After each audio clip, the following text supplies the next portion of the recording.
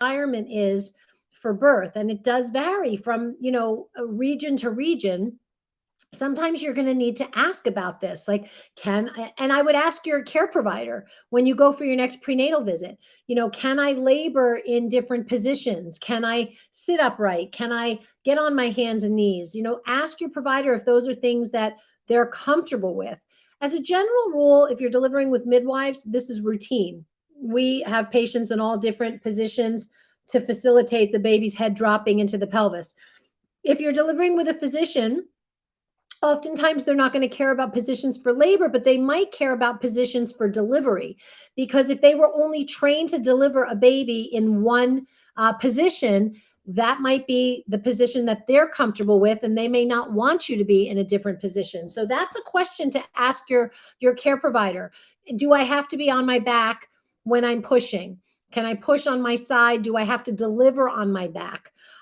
With midwives, again, we're trained to deliver babies in all different positions. So some of my patients squat, some patients deliver on their side, some are on their hands and knees when they deliver. But as a general rule, physicians are oftentimes trained in what's called the dorsal. Oh, are you guys getting a weather alert? I'm just getting one. Let me just turn this off. So if you are delivering in a hospital, you might want to ask your care provider, what's your level of comfort? Do I have to be on my back for delivery, or do I have options in the position that I deliver in? So that's important. So here are some of the most common positions for labor. This one is very common, lying on your back. It's not my favorite. I don't think that gravity really helps you here. However, if you're tired, maybe had a long night contracting, but you didn't kick into any kind of real labor pattern until the morning, you might actually be quite comfortable on your back. And comfort is the most important piece of labor, is that you are as comfortable as possible.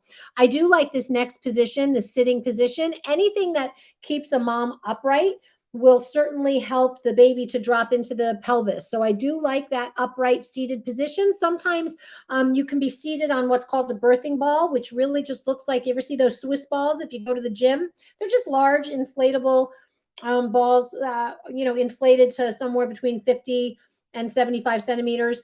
And you can sit on top of one of those, what they call birthing balls, but they're no different from the balls you might see at the gym that you sit on and maybe do your abs. So anything that's upright, I think, is really helpful. Knee chest position, I love.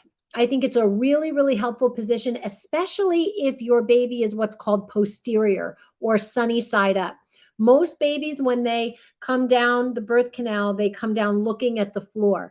But a baby that's posterior is actually flipped, where they come out looking up at the ceiling.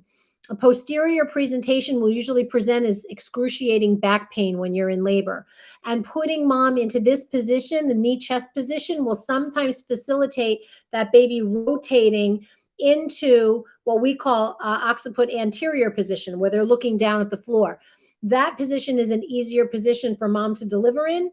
Not the knee chest position, but the baby's position. If the baby's looking down at the floor, it's a little bit easier for mom to deliver that baby, as opposed to if the baby is looking up at the ceiling. It's a much larger diameter of the baby's head that has to come through if your baby is what's called sunny side up. But I do love that knee chest position. It's not very comfortable for most mothers, but it is actually wildly effective at being able to help baby sort of navigate its way down the birth canal. Lying on your side is really helpful. Now, this slide that's here shows a woman actually supporting her own leg, the top leg, but in many facilities, they'll have something that's called a peanut ball. And it actually is a large Swiss ball that actually looks in the shape of a peanut, has a little indentation in the middle and two wider ends on either side. And usually we'll put that right underneath mom's, right in between mom's legs. And that helps to widen the diameter of her pelvis. That's also extraordinarily helpful in helping baby to sort of come down the birth canal. So squatting, very, very helpful in the early phases of labor, sometimes exhausting in the more active phases of labor. And so I find that women don't love the squatting position in active labor because now the baby is starting to engage into the pelvis. And when you squat, it puts a little bit more pressure down low into the pelvis and into the vagina. So that can be uncomfortable. Remember that these positions, anything that is standing, if you have an epidural and it's not a walking epidural, that is not possible, right? So if you have an epidural, like most epidurals that are given in the United States, which are not walking epidurals, you will not be able to do some of these squatting positions. Sometimes women with an epidural are not able to get into a knee chest position depending on how dense that epidural is. Sometimes when patients have a really good epidural, they can move enough that we can turn them onto their hands and knees, even with an epidural. So there's no way for you to be able to determine or say to an anesthesiologist, can I have a lighter epidural? Anesthesiologists are trained the way that they're trained.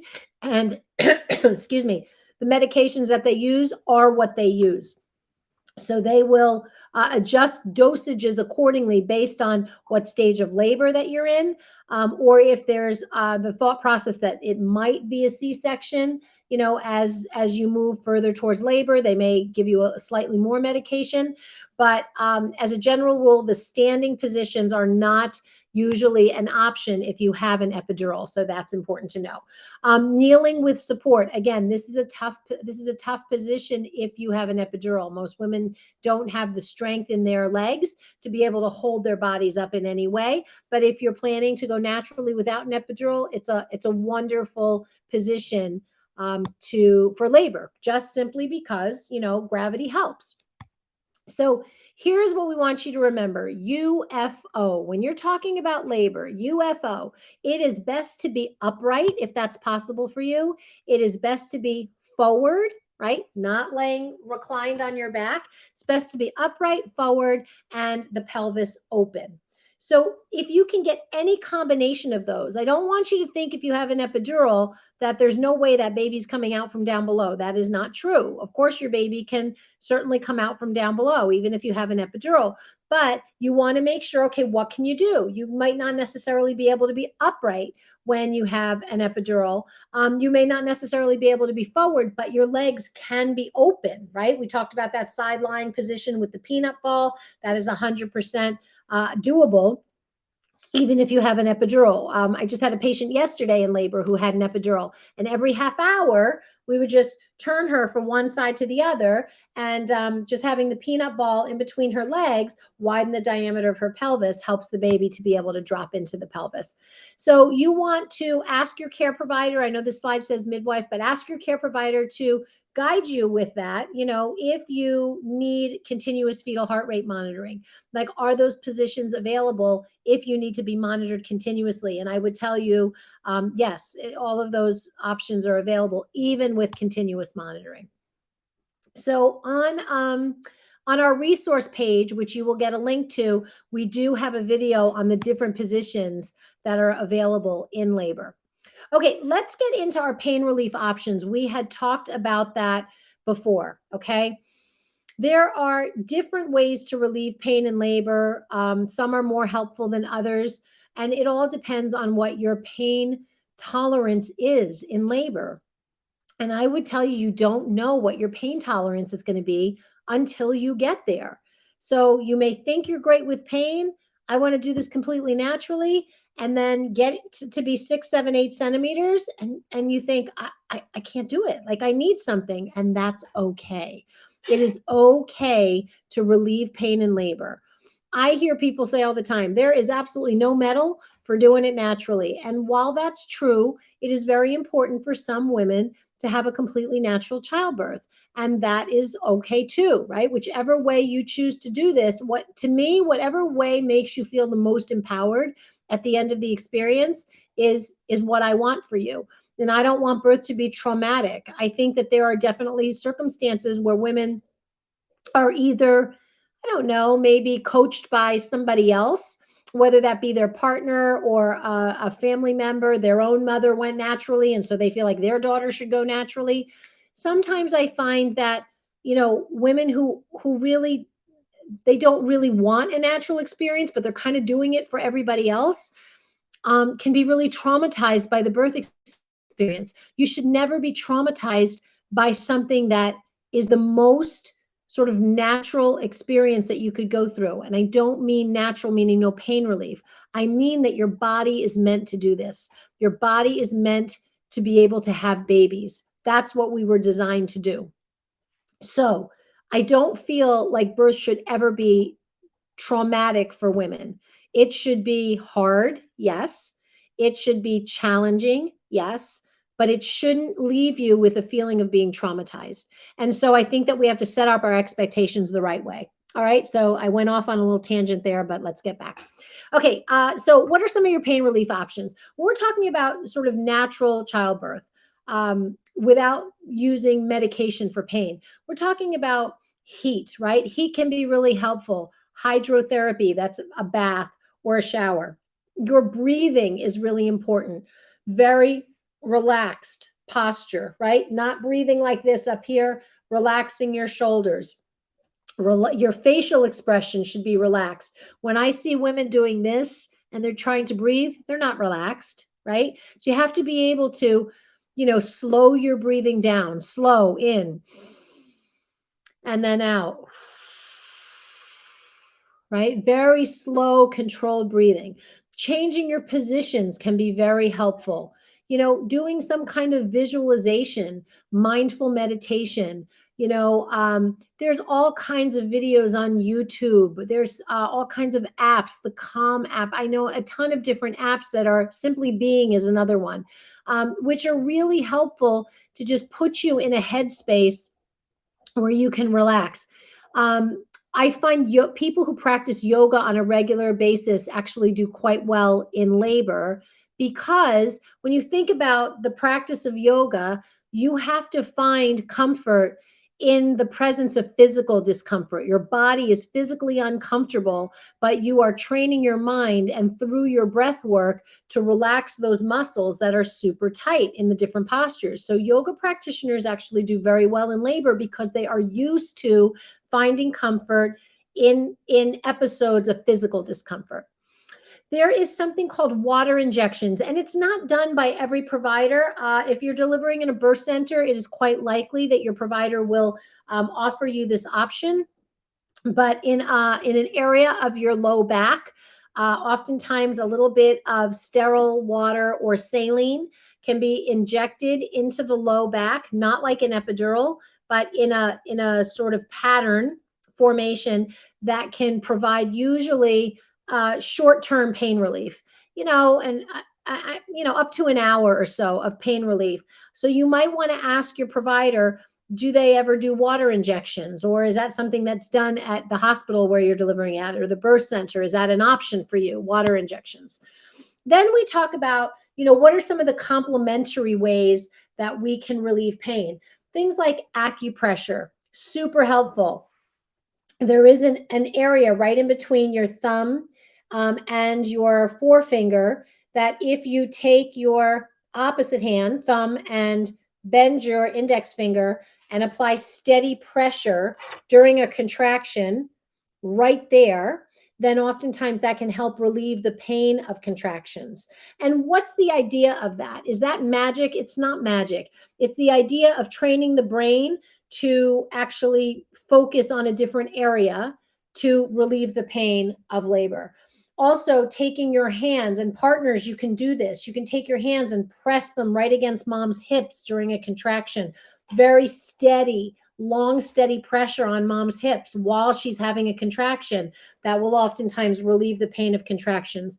Putting a little pressure, this is a baby, I know, but imagine this is a mom, with the butt of your hand right along the coccyx bone, right just above the coccyx bone, steady pressure when mom is having a contraction. That can oftentimes be quite helpful to relieve some of the pressure and the pain of the contraction. So aromatherapy, you'd have to check and see if that's something that's allowed at the facility where you're delivering. Are you able to bring a diffuser and maybe diffuse some essential oils? Some lavender essential oil can be really helpful as a means for helping moms relax. So those are options. And then our third option then is pharmacologic. right? So pharmacological ways of relieving pain, those are those medications that we talked about that can be given through an IV: Nubane, Stadol, Demerol. There's something called nitrous or gas and air, it's called. We'll go into that in a little bit. And then there's obviously the epidural. So when we're talking about injections, narcotic medications, the way that I describe it oftentimes is, if you've ever had um, if you've ever had like one too many glasses of wine, or you've had like one too many beers, and you kind of like, I don't know, get you turn your ankle over, but you don't really care about it until you're sober again, and you don't feel the effects of the glass of wine. That's kind of like what these injections feel like. The reason why they work is they alter your perception of the pain. So they make it so that you don't think about the pain as readily. Are they really relieving the pain itself? No, they're altering the way you think about the pain. So it's synthetic, meaning it's man-made. They are opioids, so they are narcotics.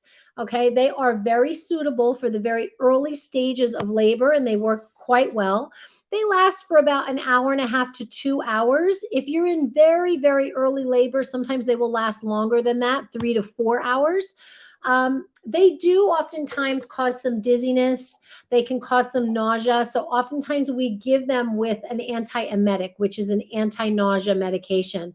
The most common one that it's given with is Phenergan. So you'll hear your care provider say, can you give her Nubane and Phenergan? Or can you give her Stadol and Phenergan? Or she can get Demerol and Phenergan. The Phenergan sort of potentiates the action of the narcotic, makes it last just a little bit longer, and also helps to prevent the very common side effect of nausea. These medications do pass through the placenta. So earlier I was saying how while they can make mom feel a little bit dizzy, they can make mom sleepy, they will make baby sleepy as well. So sometimes when babies are sleepy, they sometimes forget to breathe. So that's why we don't give these medications when we think you're going to deliver within an hour's time. Okay, so it's not that baby will forget to breathe in utero, because in utero you are breathing for them. But when they're born and they have to use their own lungs to breathe, if they have Demerol on board, or Stadol, or Nubane, sometimes they won't breathe as effectively on their own. And then there's another medication called Narcan that has to be given to counterbalance, or take away the effects of the narcotic medication. So we really don't give IP pain medication when we think that baby is going to come anytime in the next hour or two. We give it in the earlier phases of labor. So some hospitals will also offer some combination of morphine or fentanyl. I know that we hear about fentanyl in a recreational drug use way oftentimes, and is a very, very dangerous drug when it's used recreationally outside of a hospital setting. But within a hospital setting, fentanyl is a great way to relieve pain. So depending on where you're delivering, you could certainly ask your care provider, what are the options for pain relief? That's a really good question to ask your care provider. Let's talk about nitrous, or some people call it gas and air, or I've also heard it called Entonix or Entonox. Those are all sort of different names for the same thing. So nitrous oxide, which is a combination of nitrous and oxygen, which we also know as laughing gas, right? We might hear somebody, say, I got laughing gas when I was in labor. It is suitable from 6 centimeters of dilatation. It is very fast acting, and it goes away very quickly. So the effects hit you very quickly and they go away very quickly. So it wears off, within seconds of you stopping using it. So it's self-administered. So meaning you usually have a mask. And if you feel the contraction coming at the peak of your contraction, you might take a few breaths, put the mask over your face, right? Take a few breaths. In this case, you see it administered almost like a nebulizer, where mom just puts it in her mouth and breathes in and out. Fine. Just administered slightly different ways depending on where you're delivering. And mom can have a very sort of, elated type of a feeling, takes your brain again off what's happening with your body. And then when the contraction goes away, you take it out of your mouth, you don't breathe it anymore. So it can oftentimes be used with moms that are in the tub. So using hydrotherapy and then using nitrous together is a really nice way to relieve pain. The short-term effects of that can make you feel almost like you have bed spins. So that doesn't feel very good. Doesn't happen to everyone, but you should know about it. Or you can just start laughing because it is considered laughing gas. So that is actually quite common. It is not it does not pass through the placenta. So there's no effects on the baby if you're going to use nitrous, but it's also not available in every facility. It allows you to stay mobile, which is nice, right? It doesn't give you a feeling of being tired. So it is a nice option if you want to continue to be mobile, but you do want to check with your care provider to see if it's an option where you're delivering, right? So it may not be an option for you, and then you want to cross it off your list of possibilities. Now let's talk a little bit about the epidural. We'll get it a little bit into a little bit more depth. So the epidural is called a regional block, right? Which essentially means that it's placed and it blocks sensation, usually from the rib cage down. All right. So it's a regional anesthetic to the area of discomfort that's brought about by contractions, right? So this area, it blocks this area. It is suitable from, this says 6 centimeters dilated, but sometimes sooner, depending on the clinical situation or your care provider. It does not pass through the placenta, so the baby doesn't feel the effects of that. Now, here's what you need to know about an epidural. I think this is important. So the epidural can affect mom's blood pressure. It can lower mom's blood pressure somewhat quickly. And oftentimes, if mom's blood pressure drops quickly, we will see a change in the baby's heart rate. I'm going to sneeze. Excuse me. Okay, thank you. I know some of you said, God bless you. So if mom's blood pressure changes quickly, then baby's heart rate will respond to that, right? When you have a very quick drop in mom's blood pressure, baby's almost mimics that. So you'll see a very rapid decline in baby's heart rate that can last from, 30 seconds to several minutes. So people think that when they get an epidural, if that happens to the baby, that it was the epidural that affected the baby. And that's not 100% accurate, actually. The rapid decrease in mom's blood pressure is what will actually drop the baby's heart rate. It's very common. It's transient. It usually goes away. It very rarely ends up like a trip to the operating room where you need a cesarean section.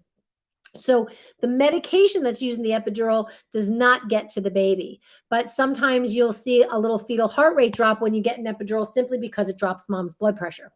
If you have an epidural, then you are confined to the bed usually, unless, like we had that question earlier about a walking epidural, but you need to know that usually once you get an epidural, you do need to stay in bed at that point. You won't feel the need to urinate. Right? So that goes away. You're blocked from here down. So as your bladder fills up, you won't feel that. So oftentimes you need to have a urinary catheter placed to drain your bladder, and it stays in until you deliver because you will not have an urge to urinate at all.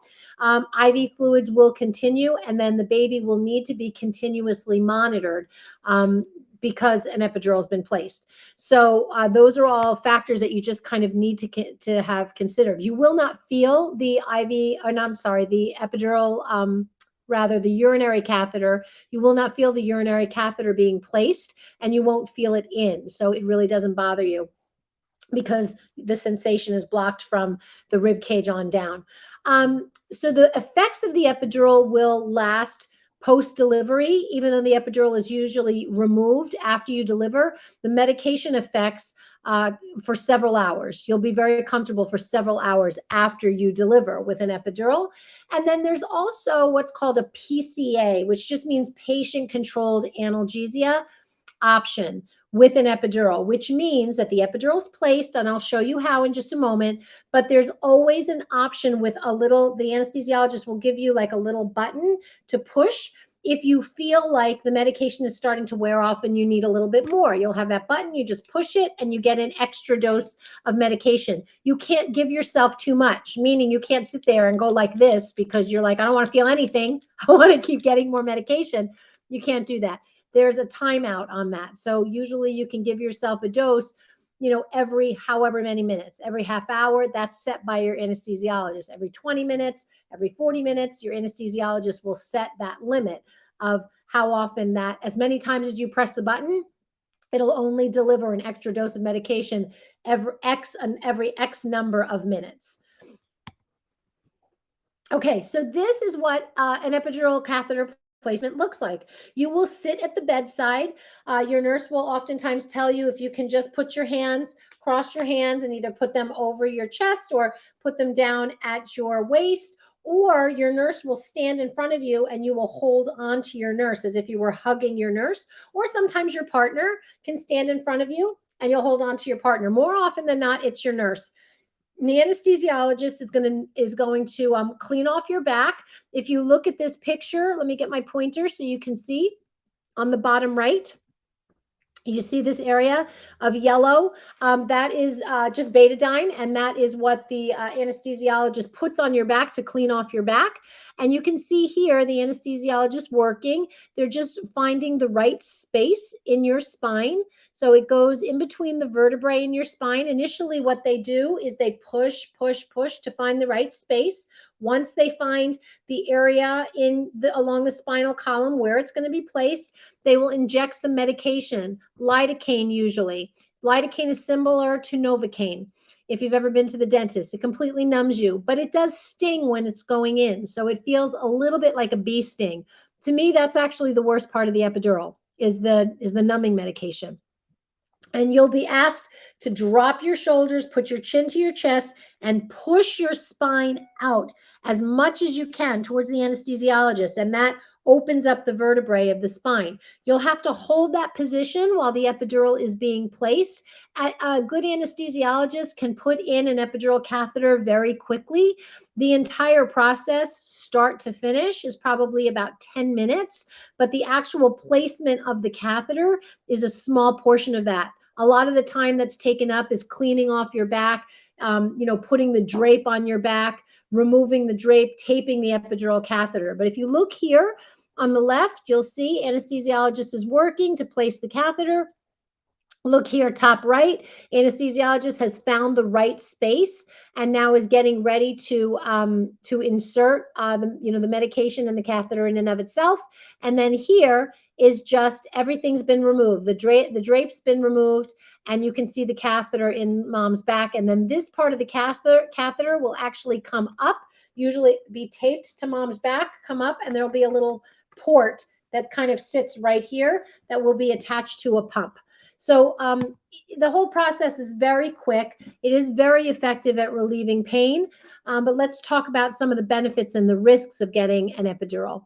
So one of the risks is that it doesn't get into the right space, and therefore you don't get the relief that you were hoping to get from that.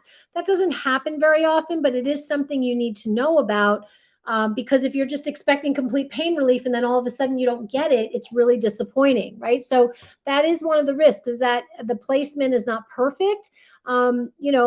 Doctors are not perfect. They're human, and sometimes it doesn't always go exactly into the space where it's supposed to go, and you don't get complete pain relief. It may not, and I would tell you oftentimes does not relieve the pressure that you feel, relieves the contraction pain.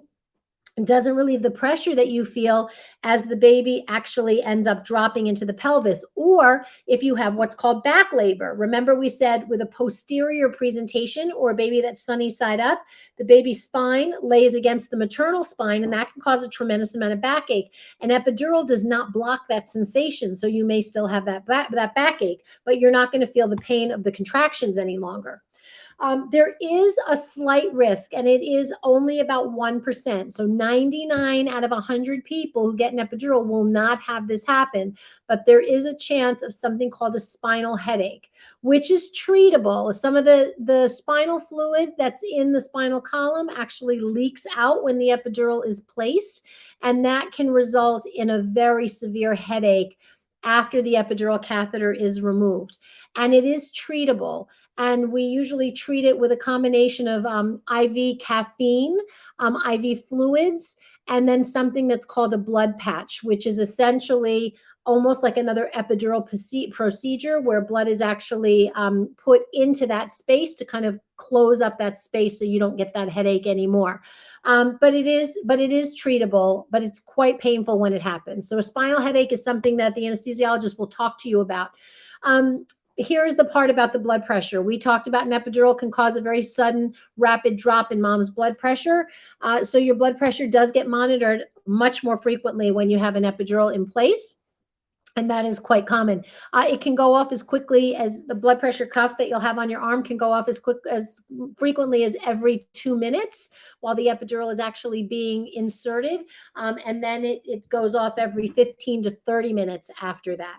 Okay, so the drop in blood pressure that can cause the drop in baby's heartbeat is almost always correctable. We give mom a little bit more IV fluid, we turn her on her side, we give her some oxygen, and it usually self-corrects. But there is a slight chance, some OB providers have less of a tolerance to look at a heartbeat that might be down in the 60s, 70s, 80s, when a baby's heartbeat should be in the 120s, 130s, 140s. Some people have less of a tolerance to look at that for a couple of minutes. I have seen fetal heart rate decelerations for 6, 7, 8, 9 minutes that resolve all by themselves after an epidural. But I've also seen the same where a physician will say, I don't like that heartbeat. We can't do it. We got to go do a C-section. So depends on, your provider's tolerance for that low baseline on the baby's heart rate, and the measures that are being taken to help it to rise again. So there is a slight chance that it could result in a cesarean section, and I think that's where people are afraid of epidurals, but it's not common. It's really not common. So I hear all the time, I'm afraid to get an epidural because I'm afraid it's going to interfere with my ability to walk, or I'm a runner and I don't want to have nerve damage where I won't be able to run or walk. So in the 30 years that I've been doing this, and I've seen a lot of patients who have gotten epidurals, only one of my patients actually had nerve damage severe enough to keep her from doing regular activities of daily living after the birth of her baby. And in that case, she had what was called a foot drop. So she wasn't able to walk correctly because her foot just kind of dropped, and she had to go to physical therapy, and that took, many months to correct. But again, one time, and it's been thousands of babies that I've delivered. Many of those thousands of babies with moms who have had epidurals. So that is a very, very rare circumstance. I want you to know about it because it's possible, but it is not at all common and is not likely to happen. Let's talk about the benefits, right? So now that we're all scared of epidurals, let's talk about the good things that they do. It is the most effective pharmacologic way to relieve labor pains, the pain of contractions. There are times where you can benefit from what we call therapeutic rest. We talked about that earlier. Sometimes a mom has been in labor for a very, very long time. What is happening up here is affecting what's going on here. Cervix may stop dilating, and people are starting to say, like, there's a chance you might need a C-section. However, let's give you an epidural first and see if we can just take away the pain so that you're not thinking so much about what's happening. I have done that many, many times and found that if a woman has the ability to relax and rest and sleep, oftentimes her cervix will then dilate much, much more quickly after getting an epidural once she's comfortable, and the baby can drop into the pelvis, which I think, saves her from a C-section. So I know there's a lot of talk about an epidural increases your risk for C-section, but in many circumstances, it actually saves you from having a cesarean section. So that is definitely something to keep in mind for sure. Okay, let's talk. Did I miss a slide? I want to make sure. No. Okay. Wait, hold on one second. Yep. Okay. So if therapeutic rest is necessary, your obstetrical care provider will talk to you about that and prepare you. Okay, let's talk about second stage. Now we talked about first stage is up to 10 centimeters. Second stage is 10 centimeters to delivery of the baby. Okay, what's happening? What's happening at that point? Now you are fully dilated, fully effaced, meaning for me, I put my fingers in the vagina, I feel nothing but the baby's head. There's no cervix there anymore. You are ready to push, right? Your contractions are lasting anywhere from 45 to 60 seconds all the way up to 90 seconds. And they may be anywhere, this slide says 4 to 5 minutes apart, but they could be as close together as 3 minutes apart. In the second stage, contractions tend to space out a little bit. And I think that that's Mother Nature's way of giving you a little bit of rest in between each of those contractions where you're pushing. So sometimes if your contractions are 3, 4 minutes apart, then in the second stage of labor, they might be a little bit further apart, 5 minutes, 6 minutes apart. Each contraction, we talked about that before, our uterus example, each contraction pushes that baby further down to the birth canal to the point where it starts to come out of the vagina. This happens millimeters at a time. That's why pushing takes such a long time, right? Women oftentimes are like, oh my God, how much longer do I have to do this? I am pushing so hard. You feel like that baby should like shoot across the room. It doesn't happen that way. You can be the best pusher there is, but the baby's head still only comes like millimeters at a time. So if I'm using this as my example, my pelvis, let me get my little baby here. If this is mom's pelvis, I want to turn so you can see that, right? The baby is going to enter the pelvis sort of in a transverse plane, right? And then as it exits the body, right, it usually rotates and then will come out, right, of the vagina, comes out looking down at the floor, right? So we see that. So when we're crowning at the very end of labor, right before the head comes out, this is what we're seeing. We're seeing this much of the baby's head, right? So baby will move underneath that pubic bone, the head will crown, and then your healthcare provider is going to say, wait a minute, stop pushing, stop pushing, stop pushing, so that we can safely deliver the head, check for an umbilical cord, make sure it's not wrapped around the baby's neck, and then go ahead and deliver that baby. So when the baby comes through, let me make sure I can get this for you. Baby comes down. I have my placenta. All right. So baby comes down, right? Turns. The arms are usually tucked in. Let's see if I can get this so you can see it, right? And then as you push, the baby will come through. I need like 3 people to show this to you. Hold on, my arms are getting stuck here. Okay, so the baby will end up coming through the pelvis, right? Crowning, that's what you're going to see, right? This is where you're going to hear people say, oh, the ring of fire, right? When the skin is stretching so much to allow the head to come out, right? Your doctor or midwife is going to say, okay, give me one more big push to deliver the head, right? And then the baby's head will come through, right? Baby's head comes through.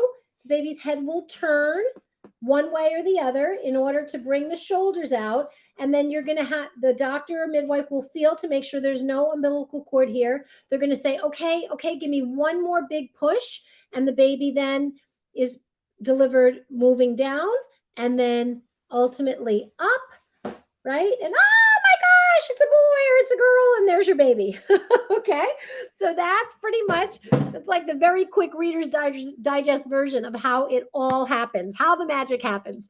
What are you feeling in the second stage? Sometimes people get a little frustrated because their contractions space out a little bit and they feel like it's taking a little bit too long to push. You will have a definitive urge to push in most cases. You will feel like you have to use the toilet, like you have to move your bowels. Very, very common scenario. Actually, when I had my first baby, I remember the midwife saying to me, give me a big push, Chris. And I was like, I can't, I have to go to the bathroom. And she was saying, you don't have to go to the bathroom. It's the baby's head. And she was actually a good friend of mine. And I said, I'm telling you, no, the head is not there. I have to go to the bathroom. She got so frustrated with me. She was like, you know what? get up, go to the bathroom. And I went into the bathroom and I was pushing, pushing, pushing on the toilet because I was sure that I had to move my bowels. And then I realized I was totally wrong and she was totally right. And I remember going, okay, okay, I'll push. I'll push. It's the head. I don't have to go to the bathroom. And then I came back to the bed and I did what I had to do, right? I continued pushing. So you're definitely going to feel like you have to move your bowels. You don't. It's the baby's head. And then the stretching of the perineum, which is the skin at the base of the vagina, all that stretching, which causes a very, very sort of severe stinging sensation. Do you remember when you were kids? Did you ever give each other like Indian burns, that feeling like that burning sensation? That is actually what you feel as the baby's head starts to crown right before it comes out. Women call it the ring of fire. So, what can you do? Definitely go with your urge to push. There's different ways to push. There's coached pushing, where your labor nurse will say, okay, I want you to take a big deep breath in. I want you to hold your breath and I want you to bear down and push as hard as you can, like you're sitting on the toilet for a count of 8 to 10. And she will count for you 1, 2, 3, right? 7, 8, 9, 10. Breathe out, take another breath in, hold your breath and bear down, right? So holding your breath and bearing down. That's coached pushing. It's usually 3 pushes. Excuse me, I took such a deep breath. 3 pushes, 3 long, strong pushes for each 1 minute contraction that you have. Excuse me for 1 second. So that's coached pushing. The other type of pushing is simply following your body's natural urge to push, which is easy when you don't have an epidural. With an epidural, it's a lot harder because remember, all your sensation is kind of blocked from the waist down. So you oftentimes, while you'll feel some pressure, you won't feel an undeniable urge to bear down and push. So different ways to push, but trust me, your labor nurse is going to absolutely help you and teach you, what way is best for you. You may try both ways and see what happens and which way is more effective for you. So you want to make sure that as you're getting ready to push, that you're taking a deep breath in and out before you start. So that's just going to be 1 breath in your head. I'm gearing up. I got to push. Then it's going to be a deep breath in, right? Holding your breath and bearing down as hard as you can. You want to make sure that you're listening. Listen to your labor nurse. Listen to your midwife. Listen to your obstetrician, especially when that head is crowning. Because what a lot of women do when they're pushing and that head comes is they do this, ow, ow, ow, ow, ow, right? They start lifting up, and that actually can make it much more difficult to deliver the baby's head, and it increases your risk for tearing. So listen to your healthcare provider as the head is crowning and coming through the vagina, because what we're trying to do is we're trying to protect that perineum to minimize the amount of tearing that you have. So as hard as it is and as much discomfort as there is, make sure that you lock in, right? A lot of people are telling you what to do. Your partner's there coaching you, the nurses are coaching you. Sometimes there's 2 nurses in there coaching, but when the head is crowning, everything else gets tuned out. You are like laser locked in to your provider and listen to what they're saying, as I guarantee they're going to help you get that head through the vagina. Okay. We will always say to you after the head comes out, stop pushing. And you're going to have an urge to continue. We're going to say, stop, stop, stop, stop pushing, because we need to check and make sure that the cord is not wrapped around the baby's neck. And if it is, we need to be able to, take that cord and slide it over the baby's head or deliver the baby through the cord. So that stop pushing is really important. Even if you have the urge to continue, you got to stop. It's only for a couple of seconds. All right. And then we're going to go ahead and allow the rest of the baby to deliver at that point. After the baby comes out, let's talk about delayed cord clamping, because that always comes up. It's always a big question. Delayed cord clamping is something that I think if you get online and do a lot of research, you'll find a lot of misinformation about. So let me tell you what the science actually says, what the evidence says. There's a lot of information online that says you should, 1, not delay cord clamping, 2, delayed cord clamping for any length of time, or 3, don't clamp the cord at all. Like just wait till the cord completely stops pulsing. So you'll find all three if you're online. There's a great study that was done by the Society of Maternal Fetal Medicine and the American College of OBGYN. It was a joint collaborative study. It was a very, very large study. I want to say, I don't know, 300,000 patients, I think. I don't quote me on that number of patients, but it was a very large joint study. And it was looking at what delayed cord clamping was good for and what it wasn't good for. And what they found was that there is a benefit to delaying the clamping of the cord. So after the baby comes out, the umbilical cord has to be severed, right? So they clamp the cord and cut. Usually a clamp is put, if this is a long cord, a clamp is put here, a clamp is put here, and then usually partner is offered the option to cut the cord, right? So delaying the cord clamping, delaying it, actually allows baby to get a flood of red blood cells, right? Helps to prevent against anemia of the newborn. But the caveat is if you delay the cord clamping for too long, there is a risk of the baby getting too many red blood cells. And because babies have an immature liver when they're first born, they're not able to break down those red blood cells very quickly or as readily. And if that happens, then they can develop jaundice that needs to be treated. Jaundice that needs to be treated means that babies oftentimes have to stay in the hospital past the point of time where their parents would be discharged. So it is important to kind of think about this. So what that study found was that the ideal timing to clamp the cord was between 30 and 45 seconds. So delaying past 45 seconds increased the risk of jaundice, to neonatal jaundice to the newborn, possibly necessitating the need for treatment. And clamping it too soon increased the risk for anemia. So there is a sweet spot when we're talking about cord clamping, and that sweet spot is generally 30 to 45 seconds. All right. So I knew that there was going to be a question about that. So I just wanted to address that. Okay. So what's happening in the third stage? Your baby's already out. You're not even aware of what's happening because you're sitting here with this brand newborn baby going, oh my God, checking for fingers and toes and all the things that we do when babies first come out. But for us, what are we doing? So we're waiting for the placenta to detach off of the wall of the uterus. And the uterus, when that happens, will start to contract and there'll be a big gush of blood that happens. And that's the sign for us that the uterus has detached. And we're going to ask you to push again. And you're going to think in your head, is she serious? Like, is this girl serious right now? I have to push because I just pushed out a human being. I want to push one more time. But the truth is, I need you to push. I need you to push because I need to get the placenta out, because if you don't push and the placenta stays in, you will hemorrhage, right? So the placenta 100% has to come out. There's no way that it can stay in. So it doesn't take very long. It will 100% come usually with maternal effort, right? So the baby has come through. Let me show you my little pelvis here. So baby has come out, right? You're loving on your baby, and the placenta, lovely, right? All good examples. So the placenta, which was on the top of the wall of the uterus, has now detached, right? And it has to come through. So your healthcare provider puts a little gentle traction on the cord, and with maternal effort says, okay, give me a push, give me a push, give me a push.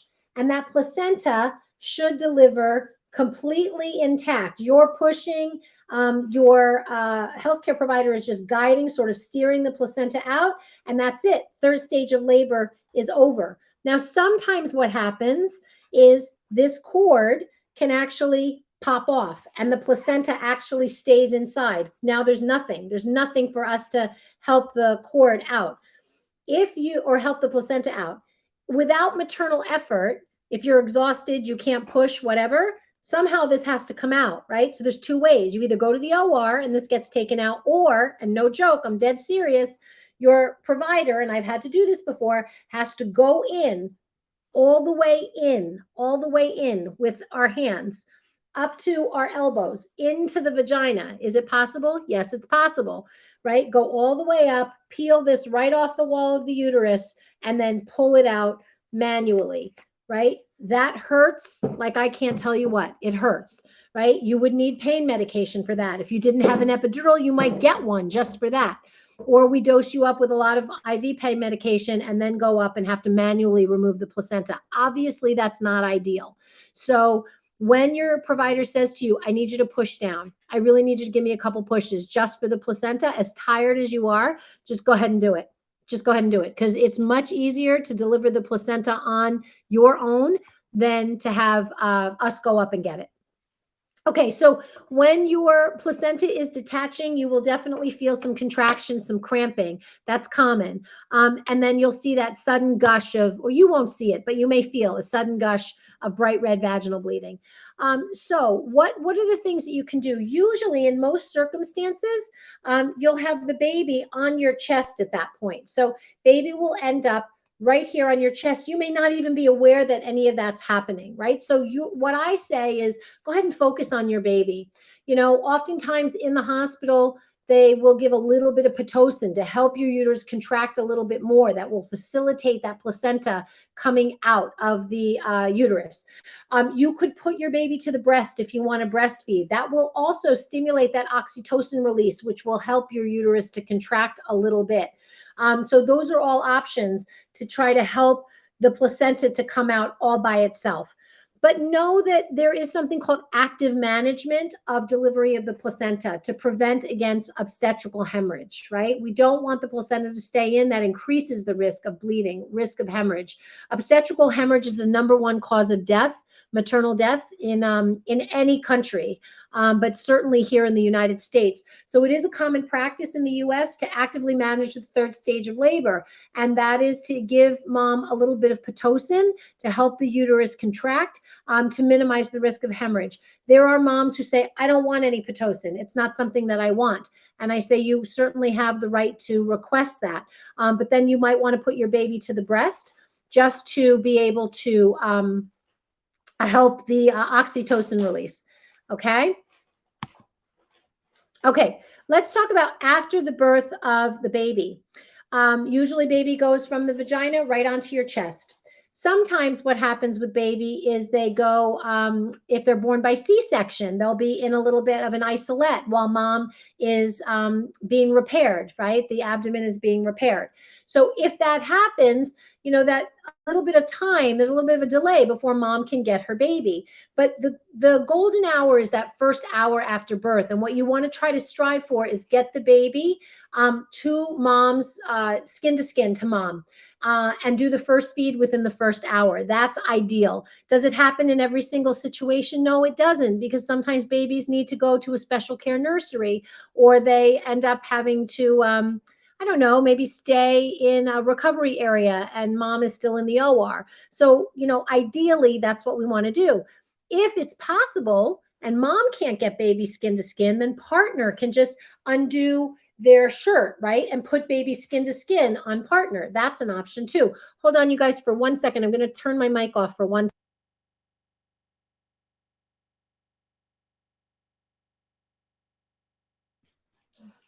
Okay, I apologize for that. So we're going to try to do skin to skin in that first hour. In that first hour, also, the baby's going to have their initial exam, and that is usually done by the postpartum nurse. Sometimes a pediatrician is actually called to do that initial first exam if there was any concern about maybe fetal intolerance to labor while labor was going on. Sometimes it's a pediatrician, but usually it is the postpartum nurse who does the initial exam on the baby. And then the baby will get what we call banded and tagged. So there will be a band that goes to mom, right? A band that goes to partner, and then 2 bands that go to baby, one on the wrist and one on the ankle. Hold on, you guys, for one.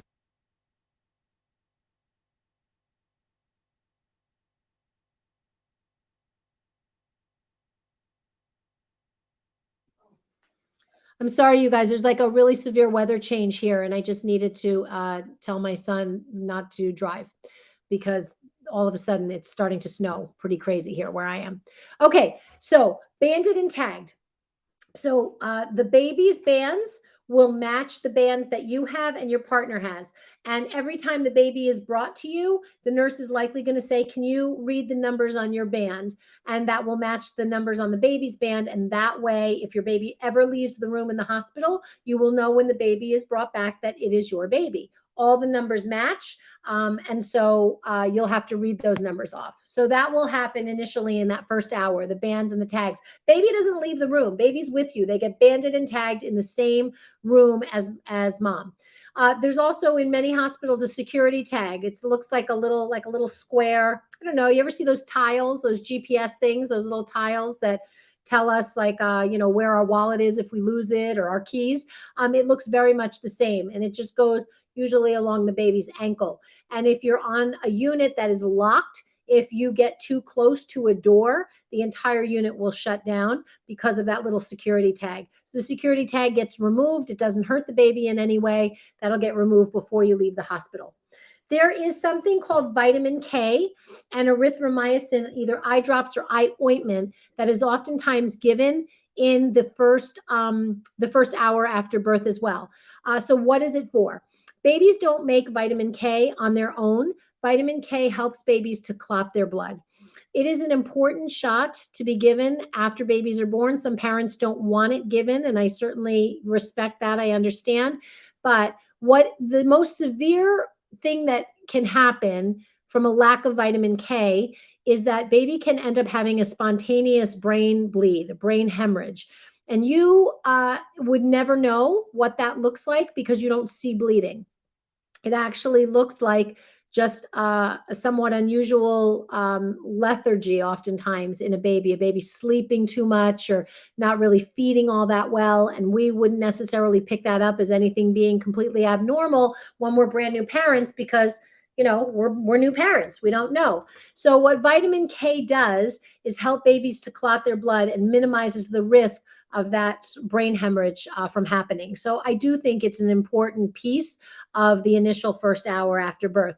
Erythromycin ointment that goes in the eyes, actually just goes around the eyes oftentimes, is simply to prevent the baby from getting any infection from their trip through the vagina, should there be any infection that's unknown in the vagina.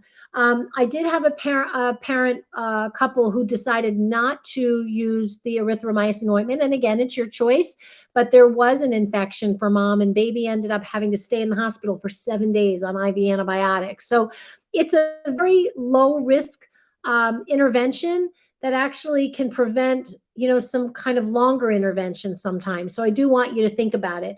You do have the right to refuse both of them, but it is something I just want you to kind of have some maybe discussion between you about what you choose to do. Okay, so what happens if baby needs some kind of resuscitation? Right? Or some sort of oxygen support, or baby needs to be suctioned a little bit more. When babies come out of the vagina, about 70% of the fluid that they live in the amniotic sac gets squeezed out through the thorax, but they come out and they can usually have a lot of coughing and sneezing, and that's very normal. I don't worry about that. But sometimes they can make sort of strange sounds. It's called grunting. That's what grunting sounds like. And we think it's cute, like, oh, look at those little sounds they're making. But it's actually a sign that baby's in a little bit of distress. So sometimes then the nurse will say, hey, let me just take the baby and suction the baby out a little bit. And you want to say, okay, to that. Because if that continues, baby's having a little bit of difficulty breathing, that can lead again to like a special care nursery admission. So there are definitely times where as you're pushing, baby's heart rate may be very low, or you might need an assisted delivery with forceps or a vacuum. We'll talk about that as well. But baby might need a little bit more than just going on mom's belly and being here. Baby might need, to be sort of stimulated, suctioned, right, and looked over by a pediatrician before the baby gets to you. So, your OB provider is going to talk to you if that looks like that's going to be a possibility for you. So baby, although we want to get the baby to the chest, skin to skin within the first hour, there are sometimes circumstances where it's not possible. And if it's not possible, then we just want to know the reasons why that's not possible. That's all. So what happens after delivery with mom? So then we are checking certainly for any tears or lacerations that might need to be repaired. So that is something that your OB or midwife is going to be doing, and they're going to be repairing, putting those sutures in if you need it. There's definitely a lot of discharge that comes from the vagina post-delivery. It's called lochia. In the beginning, it looks just like blood, right? And then it changes color to like a pinkish color to a dark brownish color. All of that's normal. So that will be pretty prevalent in the first 48 hours after delivery. And then once you go home, it lightens up over time. And then usually after the delivery of a baby, you'll spend about an hour to an hour and a half in your delivery room, and then you will go to your postpartum room. There are some facilities that do something called labor, delivery, recovery, postpartum, all in the same room. So you come into the hospital, the room that you deliver in is the same room that you stay in postpartum, and then you go home.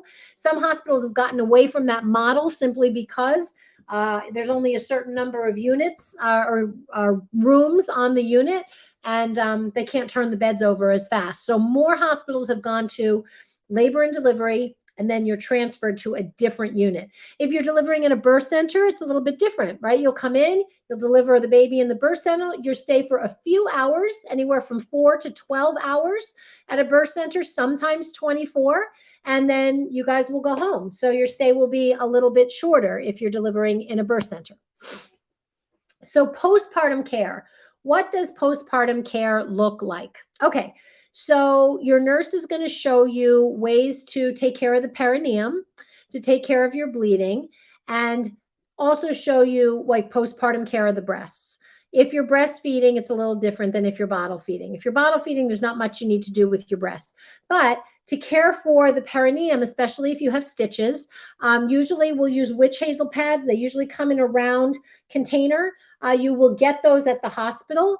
They'll also give you a little spray, either Dermaplast, or there's another one, I can't think of it off the top of my head, which is meant for pain. And then they will also usually give you ointments, one for pains, usually called Dibucaine, and then they'll give you another ointment for hemorrhoids, because a lot of women develop pretty significant hemorrhoids from pushing for such a long period of time. So just know, and it's common, right, that you will need all of those things postpartum when you go home too. You'll go home with what you have from the hospital. Sometimes you have to replenish at least the Tux pads and the spray, the Dermaplast spray. So that's stuff you might want to get before you even go into labor to have at home. I tell women witch hazel pads, they can be Tux brands, Tucks, or just CVS or Rite Aid, Walgreens, Target Pharmacy, whatever, witch hazel pads. And then the Dermaplast spray, which is, available over the counter too. So the way it usually works is you'll have a maxi pad. I tell patients, line the maxi pad with 2 or 3 witch hazel pads, and then take the spray that right on top of the witch hazel pads, and then put that whole thing right up against your bottom. And then if you need additional pain relief, you can add to that the hemorrhoidal cream or the Dibucaine ointment, which provides a little extra pain relief. So postpartum care will be explained to you in the hospital. Your postpartum nurse will show you all of that. Don't worry so much about that. You will have a very good handle on postpartum care when you go home. All right, so partners, how can you help? The biggest way that partners can help after a mom has a baby is just the physical support.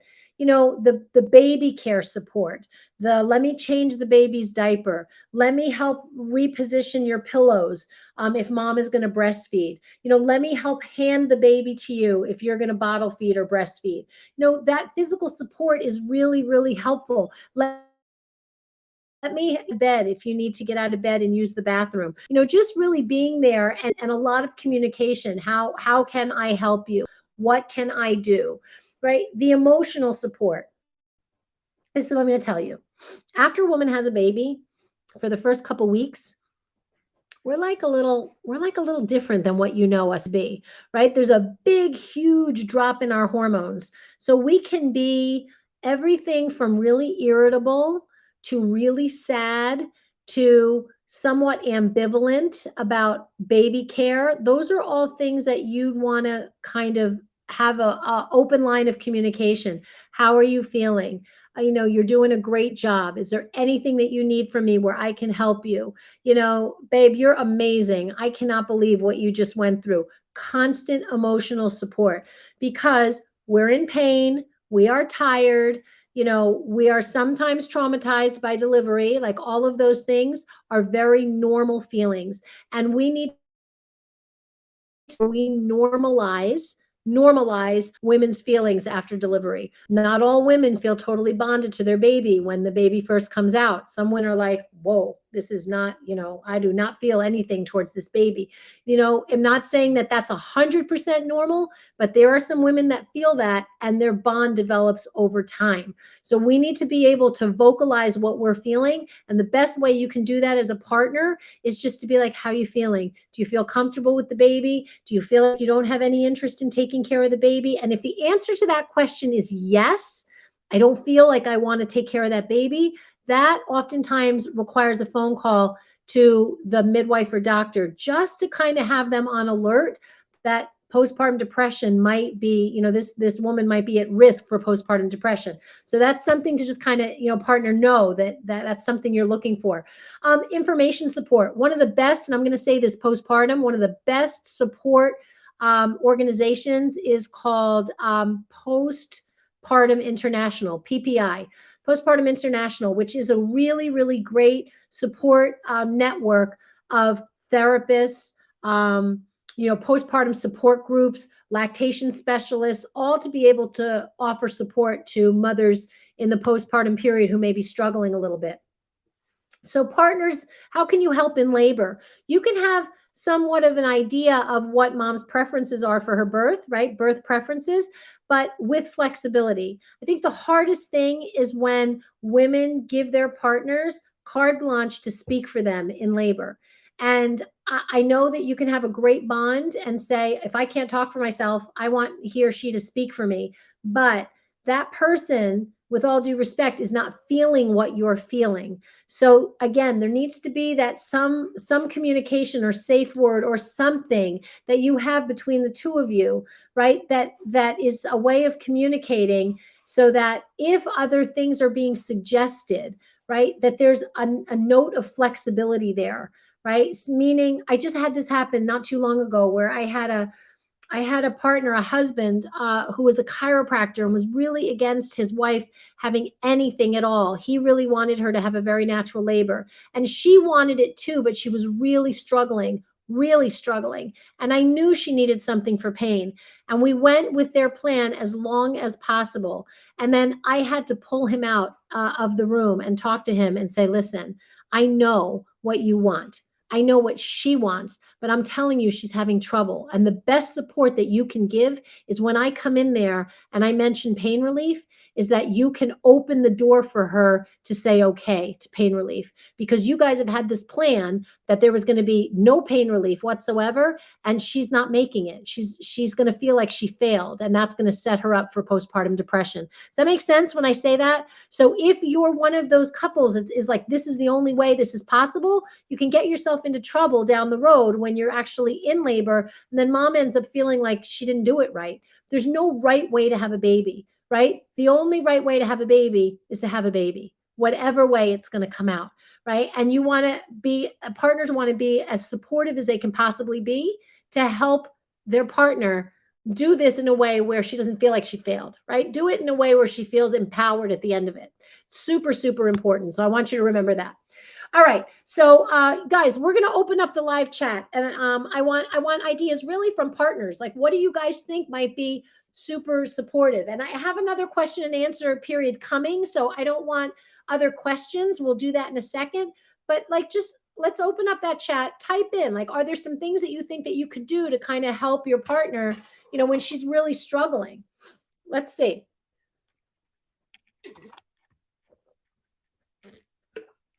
Okay. So I think, yep, I got some typing going on. Let's see. I'm just going to speak to my moderator for a second. Hey, Will, can you open up the live chat, please, so that we can just see some of these ideas that are coming through. I'm going to text him also. All right, let's see. Can you open the live chat? All right, perfect. Okay, so while we're coming through, let me tell you some ideas that have come through from other classes that I've taught. I will oftentimes hear partners say, maybe help to do like some of the housework at home. Like to me, having housework done for you is like probably one of the biggest things that I can imagine a partner can do. Right?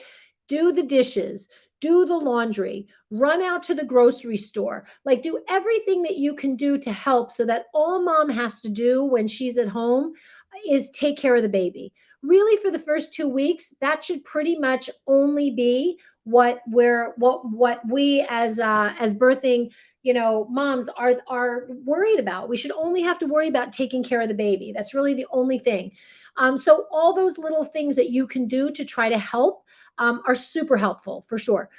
Being like clued in to what the signs are of postpartum depression, a disassociation from the baby, a like all of a sudden not overly emotional, because I think a lot of moms are somewhat overly emotional after delivery, but like chronic sadness, right? Chronic sadness, a sort of an over emphasis on what she did wrong in delivery.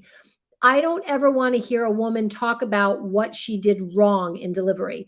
That women don't do anything wrong when they deliver a baby. So it's always like, we did a fantastic job, right? We made decisions based on what was happening. We thought that we were going to have a baby this way, but you know what? At the end of the day, if you leave that hospital with a healthy mom and a healthy baby, I am telling you that you are better off and more, I'm going to say, what's the word I'm looking for? You are definitely luckier than most people from around the world, because there's a lot of people in different areas of the world that don't take home a baby with them, right? Because they're under resourced areas. So everything that you can do to kind of support mom is going to be really helpful. Okay, so I think my moderator might be doing a different class because I'm not seeing what you're typing, but it's okay because we're going to go over it afterwards when we open up that live chat. So we'll hit it in a little bit. So let's go on to some special circumstances. What are some of those things that could happen? So you can have an instrument delivery. What is an instrument delivery? A vacuum or forceps, right? We have things called episiotomies when we need to cut the vagina to make a little bit more room for the baby. We'll talk about that. We're going to talk about cesarean section, and we're going to talk about induction of labor. All right. So a very small percentage of deliveries are actually instrument deliveries, forceps or vacuum. What does that look like? So instrument delivery, if we think that baby is not in an ideal position for delivery and may need a little bit of adjustment to help it come out of the vagina. If there's a delay in the second stage, prolonged second stage, mom pushing for longer than 3 hours with an epidural, longer than 2 hours without an epidural. If there's confirmed fetal distress, that may be an indication where instead of running to the operating room, we're actually saying, you know what, I think I can help you deliver this baby with either a vacuum or forceps. Mom, you're still going to do the work, but I'm going to help assist the baby out. You're going to push, I'm going to steer. What forceps and vacuum deliveries are is not pulling. It is like power steering for babies, right? All we're doing is steering. Mom is still doing all of the work. So how is it performed? It's performed by an obstetrician. Um, the cervix needs to be fully dilated, and the baby needs to be far down in the birth canal. If the baby's up too high, it's not possible. Baby's position will definitely influence what we use. Do we use or what the physician will use? Because doctors do the instrument deliveries, not midwives. Depending on the state. I don't think there's any states where midwives do instrument deliveries. So baby's position will determine the choice, and also the training of the obstetrician will determine what they're going to use, a vacuum or a forceps. And then there will be a pediatrician present for delivery. A pediatrician will be called to attend the delivery if there needs to be an instrument delivery. So here's a great slide that actually looks at what a vacuum looks like. There's like a little bell looks like almost like a little bell. It's very flexible. It's rubber. It's put right on the very tip of the baby's head, on the bony part of the baby's head. And when mom pushes, there's very gentle traction that's applied. And the obstetrician is actually steering the baby through the birth canal, and the effort 100% comes from mom. With a forceps delivery, forceps look almost like salad spoons. So you essentially apply the forceps on either side of the baby's head. And then the same thing, mom is doing all the effort, right? And then with forceps on the head, the steering comes from the obstetrician. Mom's doing all the work. All right, episiotomy. Why would that happen? So episiotomy happens from maternal exhaustion sometimes. Mom just can't, the baby's head is right there, but mom just doesn't have enough oomph. She's exhausted, tired to get that baby out. It happens if on our end, if we think mom is going to have a significant tear, we will cut a small episiotomy. It is sometimes done with vacuum or forceps deliveries just to give a little extra room. So those are the reasons why an episiotomy would happen. So an incision is made generally with either a little scalpel or scissors. And I know what you're thinking. Oh my God, how can anybody do that? That seems so traumatic. But I'm going to tell you, I had an episiotomy with my first, and I didn't have any pain medication on board at that time. And there was so much pressure from the baby's head that it was actually a huge relief to feel that episiotomy being cut and space for the baby to come through the vagina. So I know that's a little TMI, but I know the fear that I had about having an episiotomy cut before I had my baby. And when push came to shove, it was such a relief for me that I would tell you not to worry about that. It's not something that you should keep on your list of things to worry about. So definitely, we'll usually say, I think you need a little bit more room for the baby. We usually give a little bit of local anesthetic if there's time, so that mom doesn't feel as much discomfort when we actually have to cut it. And then we put sutures in afterwards. We put everything back together the way it was before we found you, before we needed to cut the episiotomy. And they're dissolvable sutures, so they don't need to be removed. So perineal massage is something that's done in labor. It's simply your obstetrical care provider sort of putting some pressure to the perineum. Our fingers go in the vagina, and then we put a lot of steady pressure along the perineum to help the perineum to stretch.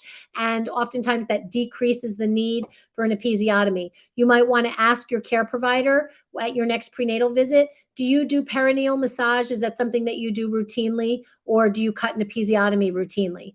That's important to know. And if they cut an episiotomy routinely, you want to think about that. Is that something that you definitely want to have done, right? If somebody says, no, I cut an episiotomy on every woman with their first baby, I would tell you, you probably need to find a different care provider, because not every woman needs an episiotomy. So it's just questions to bring up, things to ask your care provider. All right. So this just looks like ouch, right? When you see it. What this is actually the head crowning. This is the vagina right here. And these dotted lines are two different ways to cut an episiotomy. One is called a midline episiotomy. It's an incision that's made straight down. This is the rectum right here. This is the vagina. This is baby's head. The other is called a medial lateral episiotomy. And the reason why somebody would choose this one over a midline episiotomy is if the area between the opening of the vagina and the rectum is actually quite small. Sometimes people have a very short perineum. The rectum might be right here. The fear is that if you cut straight down and it extends, that mom might tear straight through her rectum. That's a very, very painful tear, difficult to repair, can have some consequences postpartum, and we try to avoid that. So although a medial lateral episiotomy right here is a little bit more painful to recover from because it does extend into the gluteus muscle, it is a better choice if mom has a short perineum, and it is better than having a tear through the rectum. Generally, as midwives, most midwives don't cut episiotomies, but if they need to, and this is my case too, this would be a very large episiotomy for me. Most midwives, you see these first two little dots or these first two dotted lines, we'll only cut an episiotomy of that size and then let the tissue extend and open as needed. We won't usually cut as deep an episiotomy. So that's just something to know. But either way, it's all fixable. We know we're all trained how to fix it, and we can do that. All right, we're getting towards our second question and answer period. So let's talk about C-sections, whether they're planned or unplanned.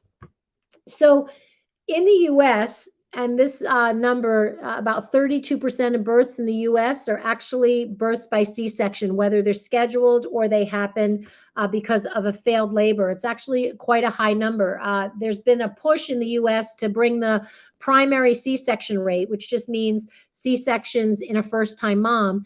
That's called a primary C-section, to bring that rate down to the 20 to 25% range. But in the US, we haven't been very successful in doing that. So right now, it's about 32%. In certain areas of the country, it's as high as 45 to 50%. So again, you want to ask your OB or your midwife, like, what's your C-section rate? When patients come to me and they say, how often do your patients end up with C-sections? That's very telling. If your provider says, 40%, I think the question would be like why? Why are almost half your patients getting C-sections? Midwives generally have lower C-section rates. I know our group, our C-section rate, depending on the month, ranges from 6 to 11%. Doctors are generally a little bit higher. Sometimes that's just because the acuity of the patients, the risk of the patients is a little bit higher. So let's talk about planned C-section to begin with. So that's going to happen at the hospital where your care provider does deliveries. You'll be given a date and time, and they're going to tell you need to be fasting, not have anything to eat for usually the night before your surgery. If your surgery is scheduled for the middle of the day, they're going to tell you for 8 hours prior to your section, they don't want you to have anything to eat or drink. You want your stomach to be as empty as possible, and that is because you're going to be getting anesthesia. So you will be admitted to the hospital in a hospital room. You will be given a gown, and you'll be given a pair of support stockings that helps to prevent against blood clots. They'll get your initial set of vital signs: temperature, heart rate, blood pressure, respiratory rate. They'll draw some blood. You'll have some blood taken. And then your obstetrician or midwife may come in and actually do an ultrasound to confirm the position of the baby. And then you may start to meet the members of your surgical team. So I know if I'm assisting on a C-section with one of my backup docs, I will always walk in, simply introduce myself and say, hi, my name is Chris. I'm going to be helping Dr. Smith with your C-section. And I just wanted to introduce myself. I'll see you in the OR. So the anesthesiologist will come in, introduce themselves, ask you a couple questions about your medical history, and then say to you, okay, I'll let your nurse know when I'm ready for you, and they'll bring you back. I'll see you in the operating room. And then generally what happens is the nurse will put the baby on the monitor, just check baby's heart rate, make sure that everything looks normal and stable. And then you'll be transferred to the operating room for your C-section. So you might walk to the OR, or the nurses may take you right in your bed to the operating room, and then you transfer from the bed over to the operating table, and then the bed is removed from the operating room. So either one. But if you walk to the operating room, usually, and I know this says bring slippers and a bathrobe, but usually we have a gown that's put on you in the hospital. You wear the hospital gown, and then you end up bringing that your robe is used for after, once you're out of the OR. So your partner will definitely join you for your C-section. Generally, the partner stays outside of the operating room until the patient is comfortable and anesthetized. The anesthesia is administered and the belly is cleaned off, and the mom is prepped and draped, and we check to make sure she's very comfortable. Then once we do that, we'll usually say, okay, can you go get partner? And one of the nurses will come out and say to the partner, okay, why don't you come on in, and we have a seat for you right up here by mom. So on the OR table, the way it is very thin, right? Your hands will be out to the side, blood pressure cuff on one side, usually IV on the other side. So you're kind of laying there like this, which feels a little bit weird, right? You have a catheter placed after your anesthesia is done, and the catheter is to drain your bladder. It stays in, and it stays in for 24 hours post-surgery. You will not feel it. Then your legs are secured with something that looks almost like a seat belt, and that's because you're not going to have any feeling underneath your on your legs because of your anesthesia. And we don't want your legs to sort of fall off the end of the OR table. So we secure them with what looks like a tiny little seatbelt. You will need to have what's called a spinal anesthetic. So spinal anesthesia is very similar to an epidural. It's just inserted in, it's medication that's inserted into a space in the spine, but there's no catheter. So it's a big hit of medication meant to give you pain relief for the length of time that you're going to be in the operating room. And then the rest of your pain relief postoperatively will come through your IV. So you'll have to have an IV running, and you'll have the urinary catheter, as we discussed. So your C-section team, who's on your C-section team? It's an OBGYN. It's a first assistant. That's either a doctor or a midwife. There is a surgical technician. That's the person who's handing the instruments to the OR team. It is an anesthesiologist or a nurse anesthetist. And then it's usually 2 nurses for mom, 1 nurse for baby, and then a pediatrician. So there's a lot going on in the room. What I always tell my moms is, if I'm assisting in a C-section and the physician and I are just sitting there talking about, like, how was your vacation? How was your daughter's recital? Everything's going smooth as silk. Everything's perfect. You're going to think, do they even know I'm here? Why are they talking about this stuff? But really, when we're just talking shop, we're just like talking about our kids, it's because everything is moving along completely normal. Remember, to us, that C-sections are like getting up in the morning and brushing our teeth, right? We don't think twice about them. We've done them. We've done lots of them. They're very routine, and they're easy surgeries. Obviously, to you, it's the first time you've had it done. It's not easy for you. You're frightened. You're feeling like, am I going to make it through this? Right? It's a very routine procedure. So I just want you to keep that in mind. Okay. And then, we try to get you skin to skin as quickly as possible within that first hour. So it really is like capable. It's possible. You're going to be tired oftentimes after a cesarean section. You do feel like all the adrenaline, right? From the sort of fear of having surgery. And then once you know everything's okay, you hear your baby cry. A lot of times you can get very, very sleepy, very tired. And that's very common, nothing to be concerned about. But you may be really tired when we put that baby on your skin. Sometimes it can happen in the OR, sometimes it happens in recovery. But we do try to let it happen within the first hour after birth. And your hospital stay is usually about 3 days in the hospital.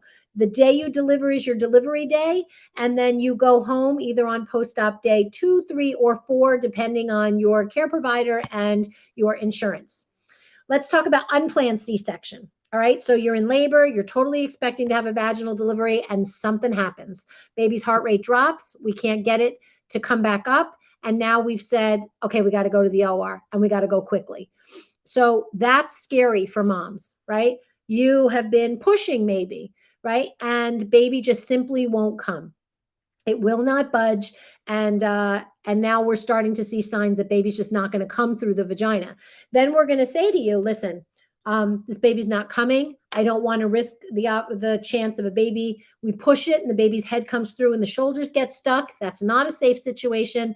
I think this baby needs to come by cesarean section. In either one of those circumstances, you're exhausted, tired, you've been through labor, and now we're telling you that baby's not coming out the way you thought it was. It's a lot of anxiety that kind of happens in a very short period of time.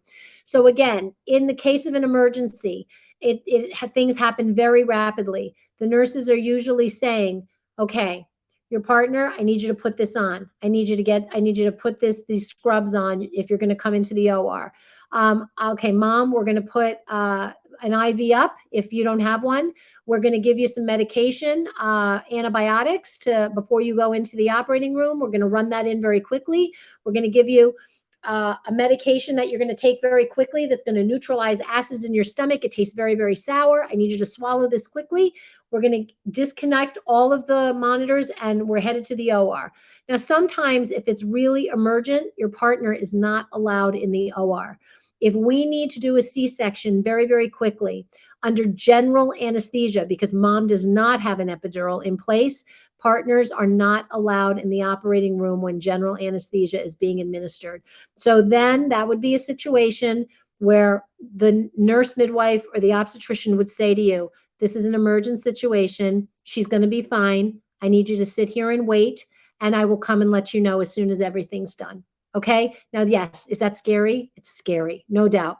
But in the operating room, we cannot, when we use general anesthesia, usually under any circumstances, in any place I've delivered, is a partner allowed in when a mother needs general anesthesia.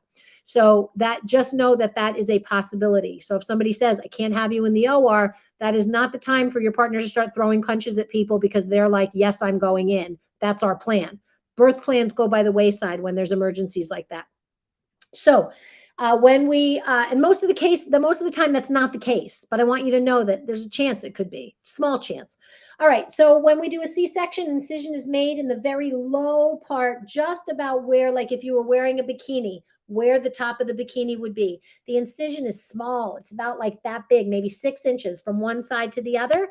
And this is what it looks like afterwards. So this looks like a mom who had a planned cesarean section. You can see she's still on the OR table there. Baby has gone to her skin to skin. And ultimately, everything turns out just fine. Okay, let's talk about induction of labor. This says 25%. I'd say in certain facilities, it could be as high as 50%. And so you want to talk to your provider about induction. At what point would you induce my labor? How long would you let me go past my due date before you would talk about induction of labor? There are certainly recommendations for women who are advanced maternal age, that women be delivered in the 39th week. If you are over age 35, almost definitely if you're over age 40. So induction may be discussed with you. And then for other reasons, gestational diabetes, high blood pressure, preeclampsia, those are all reasons why induction might be discussed with you. Too much fluid, too little fluid. So there are definitely diagnoses where those things would be discussed. So those are the most common reasons. So how does it work? You're admitted to the hospital. You know, induction is designed to mimic the natural process of labor. You can use all the pain relief options that we've discussed so far.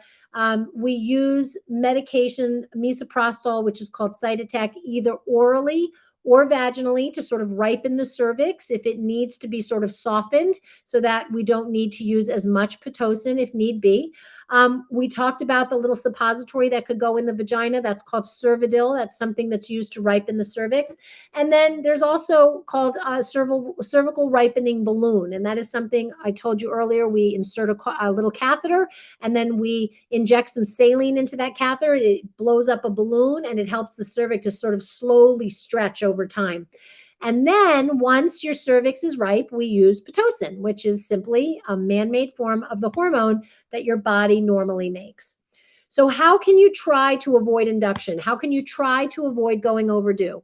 So you can use red raspberry leaf tea. We talked about that earlier. That's a perfectly viable option. We talked about medjool dates a day. The study that is the most recent actually says 4 medjool dates a day. And this one says 10. That's an option. That to me is a lot of sugar. I'd probably try to get you to stick to 4. You can ask for something called a membrane sweep. A membrane sweep, it needs to be done in the office. It is most effective if your cervix is a good 2 to 3 centimeters dilated. It is the way it's most likely to be effective. If your cervix is 1 centimeter and we do a membrane sweep, you're likely to have contractions, but it's not likely to put you into labor. So if this is your cervix and we're checking, our fingers are in the vagina, what we're doing is we're separating the bag of water from the cervix. It's a very aggressive exam. It is painful to do, but separating the bag of water from the cervix, not breaking the water, but separating it, induces prostaglandin release. Prostaglandins are what your body makes when your body is in labor. So that is an option. You could say, are you able to sweep my membranes? It's also called strip my membranes. Can you strip my membranes? So both of those, membrane sweep, membrane stripping, same thing. Remember, I said earlier, the same mess that got you into this is the same mess that's going to get you out. So, sexual intercourse is preferable to try to help ripen the cervix. Prostaglandins exist in male semen. And then oxytocin is produced with female orgasm. We can definitely try certain acupressure points. So if you go for acupuncture and say, I'm trying to get myself in labor, or you go to a reflexologist and say, I'm trying to get myself into labor, there are certain points on the foot that a reflexologist can work with to try to help your body to go into labor. So acupuncture has also been shown to kind of help. So it's something you might want to think about. And evening primrose oil, we talked about earlier, orally and vaginally are both options for you. There's also the option of nipple stimulation, which you can do with your fingers, just rolling your nipple to try to induce contractions. I oftentimes tell my own patients that you do have to be careful with nipple stimulation because sometimes it works so well that you get these prolonged contractions. And when babies are not monitored, we don't know how well they're tolerating that process. So nipple stimulation, I actually like to do when patients are on a fetal monitor. I don't recommend doing it at home when we can't see how a baby is going to actually respond to those contractions. So probably one of the best things I can tell you is just to stay calm, right? Keep calm and enjoy the wait. Stress is not going to allow your body to produce the right amount of labor hormones, and it's going to sort of interfere with that delicate balance that we need to, the right combination of mom's hormones and baby's hormones to be able to help you to be able to go into labor. So when we talk about decision making, and all the way through this course thus far, we have talked oftentimes about like how to have the discussion with your provider. Should I be induced? Should I not be induced? Should I have a C-section? Should I not have a C-section? We talk here at the Baby Academy about the brain method of decision making. So think about that word brain, right? The B is, what are the benefits of, what you're telling me you want to do, right? Let's talk about induction. Like, what are the benefits of induction? What are the risks? Are there any potential risks to induction? Like, why would I not want to do it? The A is, are there any alternatives? Right? So if somebody's saying to you, I want you to be induced, okay, tell me the benefits, tell me the risks, and what are the alternatives? One of the alternatives might be doing nothing. One of the alternatives might be having a C-section. So you want to ask those questions. What does your intuition tell you? That's the I. Like, what is your gut saying? Is your gut saying that my doctor is talking to me about induction because he's going on vacation next week and he's going to be in Turks and Caicos and he wants me to have that baby before he leaves? Or is your gut saying, I totally trust her. I think that, her logic is sound and I'm good. I'm good with induction. Like, what does your gut say? I'm telling you, your gut doesn't steer you wrong in most cases. And then the N is, what would happen if we did absolutely nothing? I would tell you, if somebody says, I'm going on vacation next week and I want to deliver your baby because I want to be the one to deliver your baby, I'd probably say, no, thank you. I'll just wait until you get back, or I'll deliver with your covering physician. I don't think going on vacation is an acceptable reason. That is the world according to Chris. I don't think that's an acceptable reason to induce somebody's labor and put them at risk for cesarean section because I want to be the one to catch their baby. Believe me, there have been plenty of patients in my career that I would have loved to have been there for, but I certainly wasn't going to induce their labor because I want to be there, right? I would rather they have a really safe experience and have their baby on their body's clock and not necessarily my clock. Okay, so this is what a birthing suite looks like, and then we're going to open up that live chat for questions, okay? So this is a very typical birthing suite. Some rooms are a little bigger, some are a little smaller. Let me get my pointer and let me show you this. So obviously the bed is adjustable, right? Sometimes the bottom part of this bed will actually come off. So that when you're pushing, there can be stirrups that come up. Your legs may go up in stirrups. When I do deliveries, I don't use stirrups very often, but a lot of providers do. There is, one of these chairs that usually opens up, or a couch where your partner can stay with you 24/7. They'll play a place for them to sleep. This is a fetal monitor right here on the right side of the bed. And you can see on the top part is the keyboard and the computer where the nurses do all their documentation.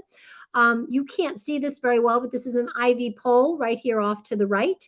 And then this is the isolette. this is covered with a blanket, but this is where your baby will go after you deliver. If there's a pediatrician that needs to be here, this is where the assessment happens.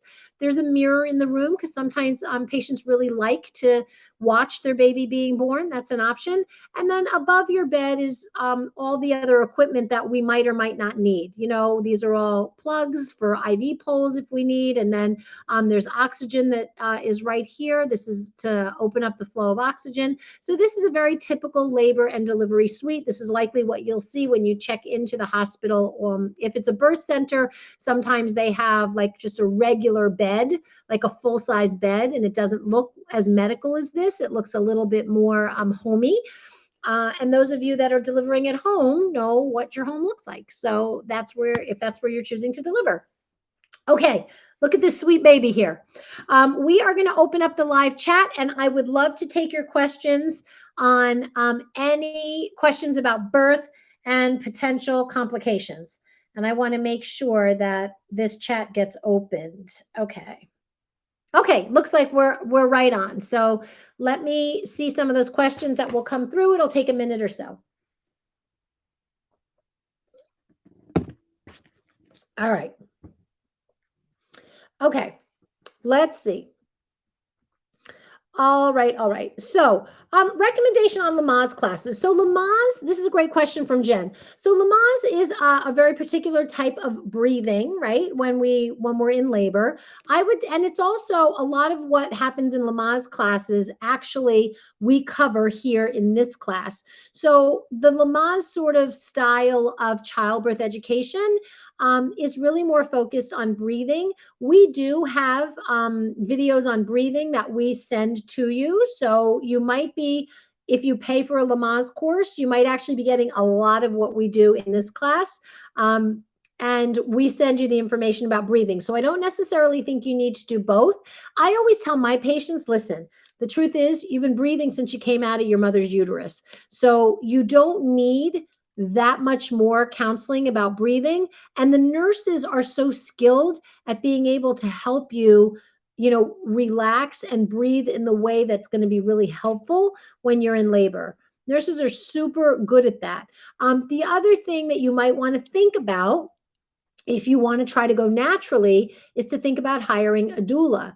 Doulas are skilled at the gentle art of labor support. They make no medical decisions. They are different from a midwife, but a doula will come to your home and they will oftentimes stay with you up until the time where they will come with you to the hospital, and then they stay with you while you're in labor.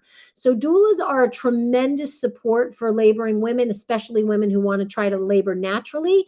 They will be able to coach you through your breathing. They will be able to provide physical support. They will rub your back. They will rub your feet. They will help you with position changes. So that is definitely something that if you think you might want to deliver naturally, that would be a really good consideration. But do I think that Lamaze classes are needed in addition to this class? No, I don't. Okay.